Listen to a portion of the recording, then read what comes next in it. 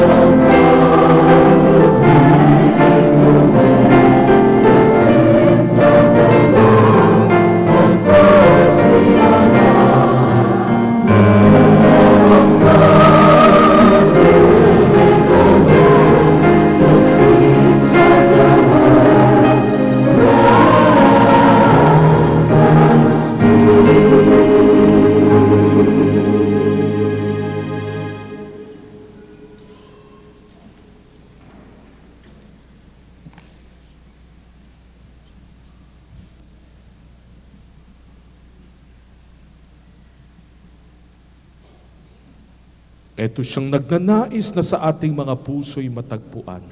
Ang kordero ng Diyos nag-aalis ng mga kasalanan ng sanlibutan.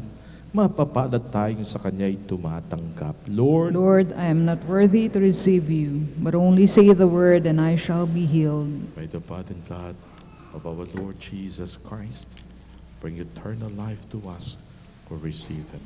Amen. Amen.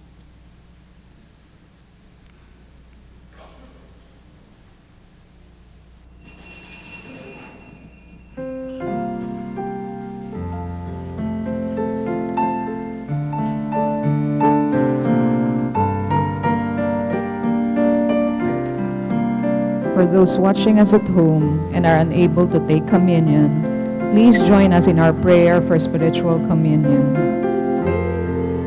My Jesus, I believe that you are present in the most holy sacrament. I love you above all things, and I desire to receive you into my soul. Since I cannot at this moment receive you sacramentally, come at least spiritually into my heart. I embrace you as if you were already there and unite myself wholly to you. Never permit me to be separated from you. Amen.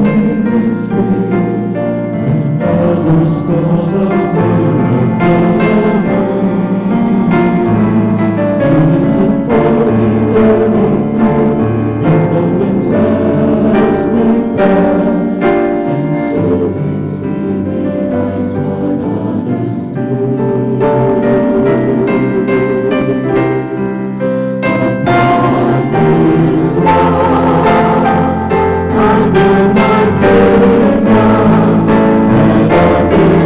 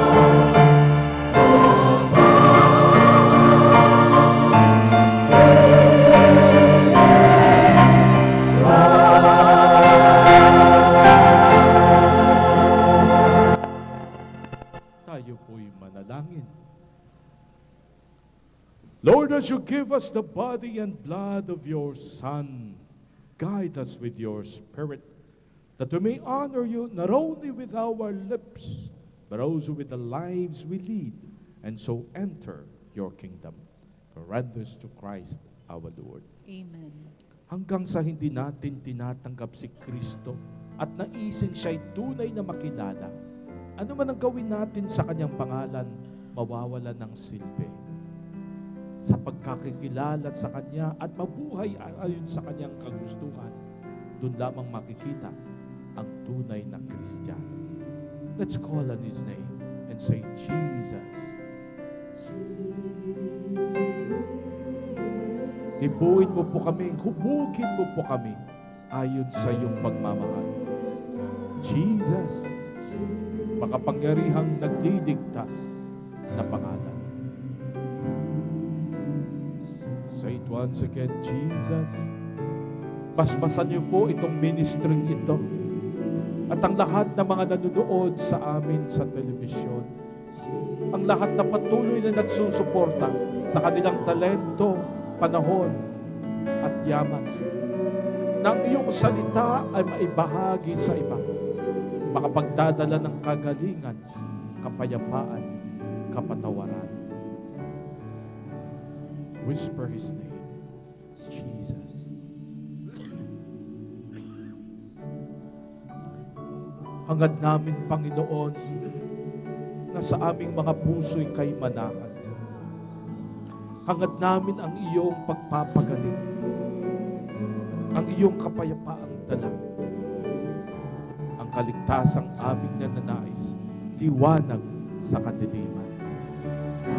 Lord, we bless the world with your name.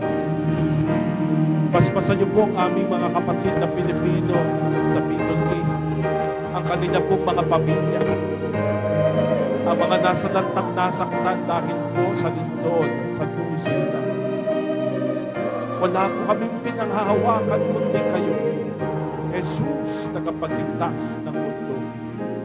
Jesus, Panginoong tunay, makapangyarihang Diyos. Merciful God, have mercy on your people. Ang lahat ng ito'y hinihiling namin, O Ama, sa pangalan ni Jesus, makapangyarihang Diyos, magpas sa walang hanggan. Amen. The Lord be with you. And also with you. May Almighty God bless you all, the Father, the Son, the Holy Spirit. Amen. Ang ating pong pasasalamat sa patuloy na pagsuporta ng PLDT, ng Destiny Cable, at ng ating GNN. Medyo nagkaproblema po tayo ng technical kanina kasi medyo mahaba po yung proseso. Mula po rito, i-beam ng microwave papunta sa Channel 4 yung ating pong misa. Mula sa Channel 4, itatakbo pabalik sa Makati, doon po sa head office ng Destiny Cable at GNN. Itatakbo ngayon sa San Fernando, Pampanga, para tayo po'y mapunta ng G-Satellite. No? Pagdasal natin na next week, wala na po tayong problema. Na sana ang lahat ng ito ay tunay na maging pagpapala ng Diyos para sa mas marami. Thank you for the support. Thank you for the prayers and the talents that you have shared. Go in the peace of the Lord. Thanks be to God.